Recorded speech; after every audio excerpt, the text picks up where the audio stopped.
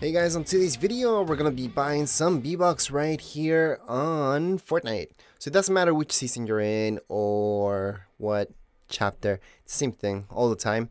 Just go into the tab where it says V-Bucks, so that's your last tab. Just go throughout. Your last tab will say V-Bucks. And then from here, it's always best to buy the max amount because basically you're getting them for cheaper. So you are getting 35% extra, which is a lot more. Whereas, for example, if you just buy the 1000 V-Bucks, that's actually pretty expensive if you think about it. Anyways, right now we're just gonna tap on the last one, which I mentioned.